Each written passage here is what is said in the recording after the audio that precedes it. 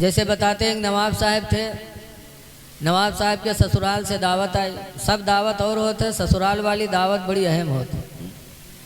जब ससुराल से दावत है, नवाब साहब के पैजामा रहा है पुरान, तो सोची नहीं यार ससुराल मामला है, लाओ नवा पैजामा सियाई ली। तो गए कपड़ा लेके आए पैजामा के, और दर्जी के पास लेके गए दीहिन। दर्जी बड़ा ईमानदार रहा, जत्ता कपड़ा रहा सबके पैजामा बनाए दी जी। अब जब नवाब साहब लाए नहाए के पहनी तो वहाँ पंजा वंजा सब गायब जी। तो कहीं वो दर्जी तो लंबा कही दी। तो लेके गए अपनी बीवी से कहा लगे, बीवी तेरे मैके से दावत आई है, पैजामा दर्जी ने लंबा कर दिया, जरा का 4 अंगुल काट के ऊँच कर दो। तो 65 साल के खुर्राइट बुढ़िया, गाल छुहारा में, मुँह में दांत नहीं, पेटे मात नहीं, नवाब पर बरस पड़ी जी। कहते रखो यार पैजामा, शाम हो गई, खाना देखी कि तुम्हारा पैजामा देखी। लेकिन अब ससुराल के दावत के मामला रहा है, तो नवाब साहब पैजामा उठे पतोइया थी गए, उससे कहीं बिटिया पैजामा लंबा होगा, 4 अंगुल काट के उसका ऊँच कर दो। तो 14 सद्दिक पतोइया वह गुर्राए गए, ऐसे रे अब्बू रखो यार तुम, देखा जी बात में। तो पैजामा लेके बिटिया के पास गए, बिटिया वो कहे अब्बा का पागल हो गए, सुबह न हो रखो यार तुम।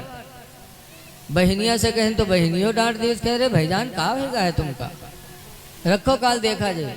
मजबूर हो के बिचरो नवाब साहब खूंटी पर पैजामा टांग दी। खाना खाए के घर वाले सोए गए, नवाबो साहब सोए गए।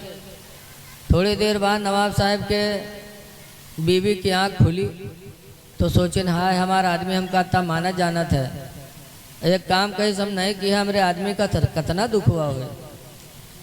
भग गए और खूंटी से पैजामा उठाए, तो 4 अंगुल काट के सी के टांग दिए, सोए गए। थोड़ी देर बाद पतोहिवा जागी, तो वह कहे हाय हमारे ससुर अत्ता माना जाना था, और तनिक काम कहीं नहीं सुने, हमारे ससुर का कितना दुख हुआ हुई।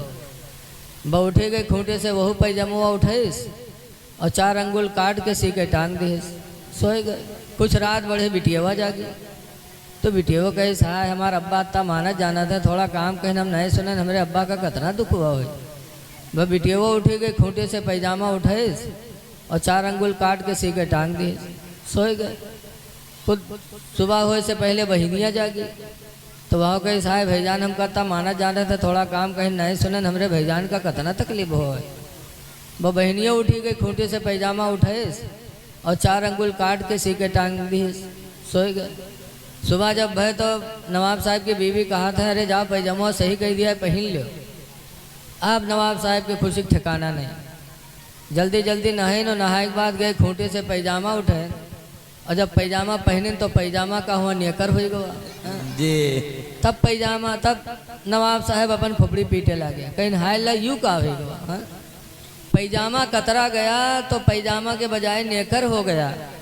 और कुरान की आयत कतरी जाएगी तो ईमान कहाँ रह जाएगा। जी सच्ची बात है बेशक। है लोगों, कोई भी बात सुनो तो पूरी बात सुनो, अधूरी बात ना सुना करो। नबी शफाअत करेंगे। बहरहाल नबी से मोहब्बत करो, मोहब्बत रसूल ही सबसे बड़ी दौलत है। बेशक बेशक। आज आला हजरत का झंडा हर जगह लहरा रहा है, क्यों? मोहब्बत रसूल की बदौलत। आला हजरत जिंदगी भर यही कहते रहे, या रसूल अल्लाह तुम्हें जाना तुम्हें माना, न रखा गैर से काम। सुभान अल्लाह। तुम्हें जाना तुम्हें माना, न रखा गैर से काम। अलिल्लाहिल हम्द में दुनिया से मुसलमान गया। सुभान अल्लाह सुभान अलिल्लाहिल हम्द में दुनिया से मुसलमान गया। उर्स कर रहे हो, कब्रों पे जाया करो। अल्लाह के नबी फरमाते ज़ूरुल कबूरा, कब्रों की जियारत किया करो। लिअन्नहा तुज़क्किरुल आखिरा, इसलिए कि कब्र तुमको आखिरत की याद दिलाती रहेगी। बेशक बेशक। मौत याद आती रहेगी, कब्रों पे जाया करो, कब्रों की जियारत किया करो। बेशक। लेकिन जियारत करने जाओ तो कैसे करो? कब्र के पास खड़े होकर के बाअदब, और जो अल्लाह तुम्हें तौफीक दे पढ़ो, फिर दुआ मांगो। लेकिन आज हम कब्र पे खड़े हो तो किस तरह खड़े हैं?